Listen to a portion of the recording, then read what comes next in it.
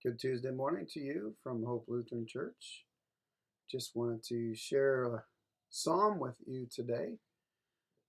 It happened again. I opened up CNN to see the horrible news about another mass shooting here in our country in Boulder, Colorado. And my heart just became a little bit overwhelmed and kind of sank, kind of confused about what is going on in our country and in our world today. And I remembered Psalm 31 and David experiencing very similar fears and confusion in his life, writes this. It says, "How long, Lord, will you forget forever? How long will you hide your face from me? How long must I wrestle with my thoughts and day after day have sorrow in my heart? How long will my enemies triumph over me? Look on me and answer, Lord my God. Give light to my eyes, or I will sleep in death, and my enemies will say, I have overcome him, and my foes will rejoice when I fall." It's pretty heavy stuff. I can imagine how many people feel the heaviness of what is going on in our world.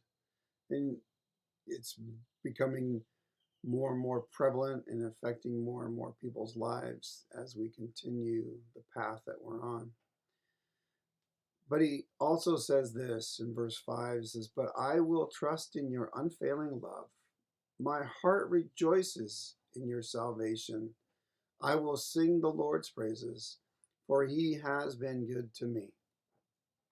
And that's what we have to hold on to in the midst of all the destruction and hatred, chaos, evil in our world that tends to burden our hearts and fill us full of sorrow. We don't get to live there because we do have that unfailing love of God. He protects us and provides for us, and he gives us hope because we know in the promises of his word that he is coming back, and he does watch out for us even in the midst of what's going on. So instead of feeling the heaviness and the sorrow, which is natural, we can pray for all the victims. We can pray for each other. And we can pray that God would send revitalization of his spirit in our country. We can live in that trust that he is coming back for us. And he still loves us. He has not turned his back on us, and he has not forgotten us. So you hold on to that today in the midst of all this craziness. Amen.